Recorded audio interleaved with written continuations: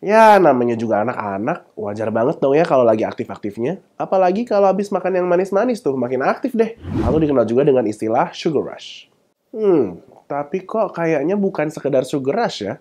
Soalnya biarpun nggak habis makan yang manis-manis juga, si kecil tetap kelihatan aktif banget.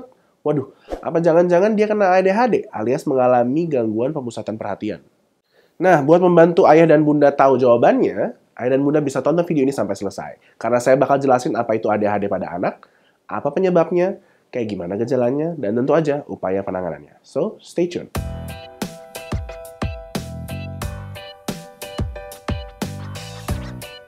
Halo, saya Dr. Abi dari Halo Dokter. ADHD atau Attention Deficit Hyperactivity Disorder adalah kondisi psikis yang menyebabkan anak sulit untuk memusatkan perhatiannya, serta memiliki perilaku yang impulsif dan hiperaktif.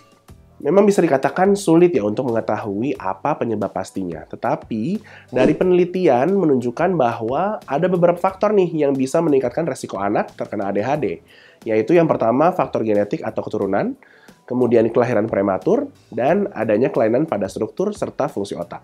Selain itu, bisa juga karena terjadinya kerusakan otak sewaktu dalam kandungan, serta paparan racun dari lingkungan yang berlebihan pada saat masa kanak-kanak, misalnya paparan timbal dari cat. Nggak cuma itu, anak-anak juga lebih berisiko menderita ADHD kalau ibunya menyalahgunakan nafsa, mengonsumsi minuman beralkohol, atau merokok selama kehamilan. Nah, karena gejalanya mirip-mirip, maka banyak orang yang mikirnya tuh kalau anak cuman lagi sugar rush aja atau jadi aktif banget karena habis makan gula yang cukup banyak. Padahal, faktanya kedua hal ini cukup berbeda dan ADHD merupakan kondisi yang lebih kompleks. Jadi memang nggak bisa dilihat hanya dari perilakunya yang aktif atau enggaknya aja nih. Coba saya jelasin lebih rinci ya tentang gejala ADHD pada anak. Jadi, ada dua kondisi utamanya nih, yaitu kesulitan memusatkan perhatian, serta menunjukkan perilaku hiperaktif dan impulsif. Gini lebih jelasnya. Nah, anak dengan ADHD umumnya akan kesulitan dalam memerhatikan arahan dari orang lain, atau pelajaran dari guru, atau sering disebut dengan karakteristik inatensi. Misalnya ditandai dengan nggak fokus dalam mengerjakan sesuatu, kemudian perhatiannya mudah teralihkan, terus sering juga terlihat kayak nggak mendengarkan pembicaraan atau arahan bahkan saat diajak ngomong langsung, lalu nggak memerhatikan hal-hal detail dan sangat ceroboh, kemudian sulit mengatur tugas dan aktivitas yang dijalani, lalu sulit mengikuti instruksi untuk mengerjakan sesuatu, bisa juga sering kehilangan barang yang digunakan sehari-hari, nggak suka sama aktivitas yang memerlukan konsentrasi kayak mengerjakan PR misalnya. Dan yang berikutnya, saya mau kasih tahu contoh dari perilaku karakteristik hiperaktif dan impulsif pada anak dengan ADHD, yaitu sering gelisah, terus nggak mau nunggu dan nggak mau antri, susah banget buat diam di tempat duduknya saat mengikuti pelajaran di sekolah, sering banget menggerakkan bagian tubuhnya, terutama kaki atau tangan pas lagi duduk, sulit untuk beraktivitas dengan tenang, sering tiba-tiba berlari-lari atau memanjat sesuatu di saat yang nggak tepat, berbicara terlalu banyak, sering gangguin aktivitas orang-orang di sekitarnya, lalu nggak bisa diam dan selalu ingin bergerak, serta sering menjawab impulsif tanpa pikir panjang dan memotong pembicaraan. So, kalau buah hati ayah dan bunda terlihat menunjukkan satu ataupun beberapa gejala ini, ada baiknya memang buat diperiksakan ke dokter atau psikiater anak aja. Biar lebih jelas juga nih, bener nggak sih si kecil menderita ADHD atau emang dia susah konsentrasi biasa aja? Paling enggak, dengan begitu ayah dan bunda juga bisa mengenali lebih lagi tentang karakteristik si kecil kan. Jadi biasanya tuh diawali dengan wawancara dan observasi untuk mendiagnosis apakah anak menderita ADHD. Untuk juga mengetahui tingkat keparahan ADHD yang anak derita, serta mendeteksi kemungkinan adanya penyakit lain yang menyebabkan gejala serupa dan mengetahui adanya gangguan mental lain pada anak.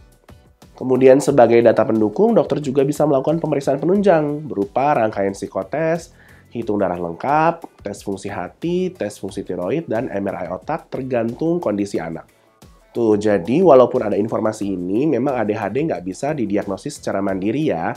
Tapi kalau ayah dan bunda belum sempat membawa anak ke dokter atau masih bingung harus nanya kemana, seenggaknya bisa nih manfaatin layanan telemedicine untuk berkonsultasi secara online dulu, misalnya lewat chat di aplikasi Halo Dokter untuk mendapatkan arahan yang tepat.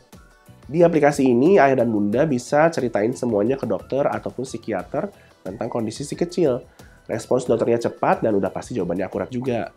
Nah, nanti kalau emang diperlukan pemeriksaan lanjutan, bisa juga tuh ayah dan bunda sekalian bikin jadwal konsultasi langsung di vaskes terdekat lewat aplikasi ini juga. Jadi, nggak perlu lama-lama antri di rumah sakit buat daftar kan? So, habis nonton video ini, ayah dan bunda bisa download aplikasi Alo Dokter di Google Play maupun App Store untuk menikmati layanan-layanan tersebut. Nah, yang jadi pertanyaan berikutnya, kalau memang benar si kecil menderita ADHD, lantas gimana upaya penanganannya?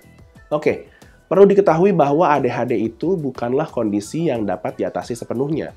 Jadi, mau nggak mau, memang harus dicari cara untuk bisa berdamai dengan kondisi tersebut. Tapi bukan berarti lantas menyerah dengan keadaan ya, karena memang masih ada upaya yang bisa dilakukan untuk mengendalikan ADHD supaya kualitas dari aktivitas kehidupan sehari-hari si kecil bisa berjalan dengan baik dan produktif seiring tumbuh kembangnya. Kalau bicara obat-obatan, contoh obat yang umum diberikan untuk anak dengan ADHD adalah obat-obatan yang bekerja dengan cara menyeimbangkan kadar senyawa kimia di otak, supaya gejala ADHD-nya bisa mereda. Kemudian selain dengan obat-obatan, psikoterapi juga bisa dilakukan nih. Apalagi kalau ada kondisi psikis lain yang menyertai ADHD yang dialaminya, misalnya depresi.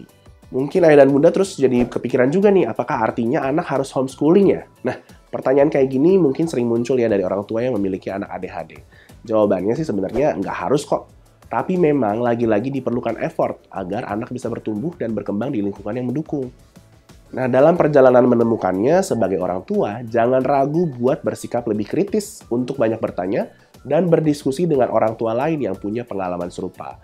Salah satu contoh sekolah umum yang dapat mengakomodasi kebutuhan dari siswa dengan kondisi khusus seperti ADHD adalah sekolah inklusi. Lebih dari itu, ayah dan bunda juga boleh kok mencari tahu sertifikasi apa aja sih yang udah dimiliki para pengajar di sekolah tersebut. Tentu saja buat mengetahui lebih dalam mengenai kompetensi sekolah. Selain itu, orang tua pun bisa mencari program pelatihan khusus yang mengajarkan cara mendampingi kegiatan belajar mengajar anak dengan ADHD, seperti cara menerapkan pujian untuk menyemangati anak, cara menghukum anak ketika berperilaku buruk atau kasar, serta cara mengarahkan aktivitas anak sesuai dengan kemampuannya. Lalu, ada PR juga nih buat ayah dan bunda sebagai orang tuanya. Untuk membantu anak-anak mengendalikan gejala-gejala ADHD, selain dengan mendampinginya rutin mengonsumsi obat-obatan dari dokter, ayah dan bunda juga dianjurkan untuk berkonsultasi lebih dalam dengan dokter untuk mengetahui bagaimana sih cara membiasakan anak memiliki pola makan yang sehat dan bergizi seimbang. Kemudian memastikan anak cukup tidur dan beristirahat, serta membatasi waktu anak dalam menonton televisi, bermain video game, dan menggunakan ponsel atau komputer. Selain itu juga mengajak anak untuk melakukan aktivitas fisik sekitar 60 menit setiap harinya. Kalau teori sih memang terlihat mudah ya, tapi pada prakteknya malah bisa sebaliknya nih bun. Penanganan ADHD memang membutuhkan kesiapan dan komitmen yang baik nih, baik dari segi waktu, emosi, maupun keuangan. Atau bisa juga tuh ikuti komunitas orang tua yang juga memiliki anak yang ADHD. Jadi bisa saling berbagi pengalaman soal membesarkan anak dengan ADHD dan juga bisa saling support kan secara emosional. Oke, semangat ya ayah dan bunda. Satu lagi nih yang saya mau ingetin untuk jangan terlalu dengerin kata orang ya. Bagaimanapun juga yang paling tahu kondisi si kecil kan ayah dan bunda. Jadi jangan sampai hanya karena iming-iming atau omongan dari orang yang nggak bertanggung jawab, fokus ayah dan bunda dalam merawat si kecil malah teralihkan dengan hal-hal yang belum terbukti kebenarannya. Oke, segitu dulu informasi yang bisa saya berikan kali ini seputar anak dengan ADHD. Semoga bermanfaat ya. Ayah dan bunda bisa share sebanyak-banyaknya video ini ke keluarga ataupun kerabat yang membutuhkan. Terus jangan lupa juga buat subscribe ke YouTube channel Alo Dokter biar gak ketinggalan sama beragam informasi kesehatan terbaru dan ter-up-to-date. Dan kalau ayah dan bunda punya saran mengenai topik kesehatan yang menarik untuk dibahas lain kali, tuliskan aja di kolom komentar di bawah. Oke, salam buat keluarga dan jangan lupa untuk selalu hidup sehat bersama Alo Dokter.